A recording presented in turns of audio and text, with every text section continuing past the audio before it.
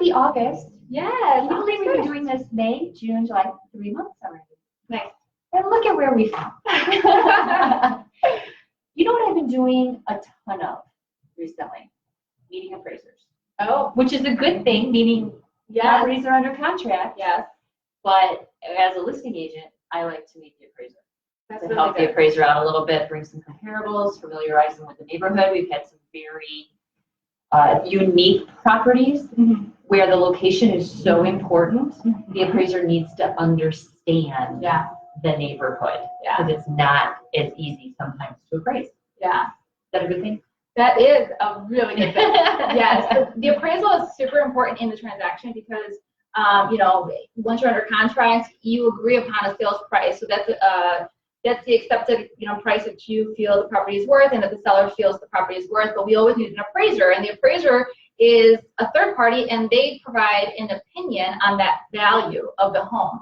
So, you know, when the agent on the seller side comes to meet with the appraiser and provides information about the property and the value of the property's location, or, you know, providing comparables, it really helps the appraiser better understand what value that property may have. Okay. I've even gone so far. I mean, I like it if I've seen a lot of the properties that I'm using as comparables.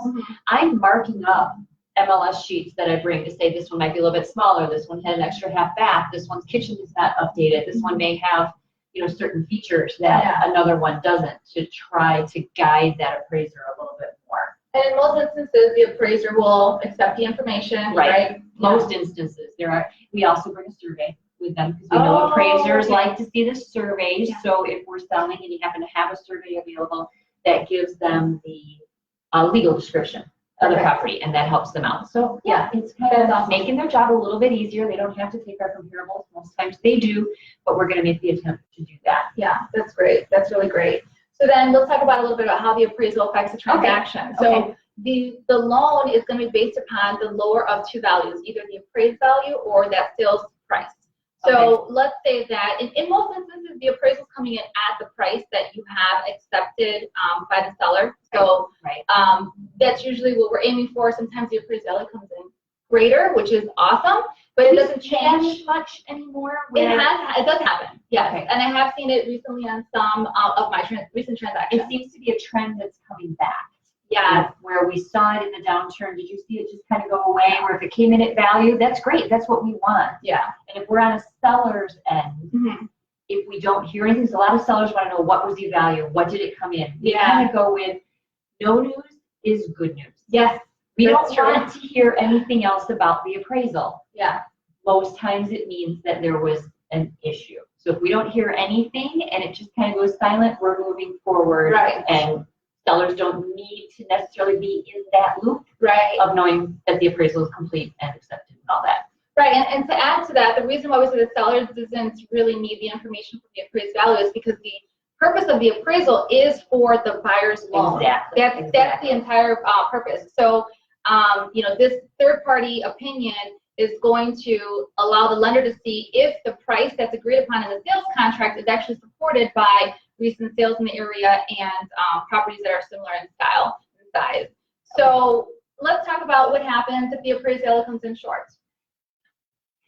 which can happen, right? So again, we're going to have a phone call tonight. Yeah. So it's a third-party opinion, and so you may think that the value is there and the seller agrees, but the third party comes in and they say, you know what, I don't see enough sales in the area that are recent enough to support this price. Okay. So for the loan, can I step back for a second? You made a good point. Recent enough. We're usually going back six months or so, and within a half a mile, extending maybe to a mile of that property. So we're really trying to narrow that down. Right, and those are the general guidelines, but sometimes appraisers will go beyond. Have to. You know, a unique property. Sometimes we've had one with a house that presented as a 3-bedroom or 4-bedroom, 2-car garage. The car was actually 6 cars in that garage. 2-car opening, 3 deep. Wow. So we had to obviously extend, you know, the area to try to find something comparable. Yeah. You know, actually, I think that talking about what happens with the appraised value might be our next topic. What do you think? Yeah. Because that's actually a whole other conversation that we have to have. Yeah. Okay. Next week. Yeah, so let's stick to that. So again, so the importance of the appraisal is really to support the loan that you're asking to borrow from the bank. So if you're putting 5% down, that 5% down is going to be based upon the lower value of either the purchase price or the appraisal. And of course, we're hoping that the appraisal is going to be, it's going to support the sale price. But if that's not the case, we'll talk more about it next week. Perfect. I think that's an awesome way to do it. Next week, 11:30. All right. But before that, if they need to find you. If they need to find me, 773-858-4102 is my cell number. Awesome. And the Salsa Selling Houses team, 224-650-7748. We will see you next week. See you next week. Have a good day.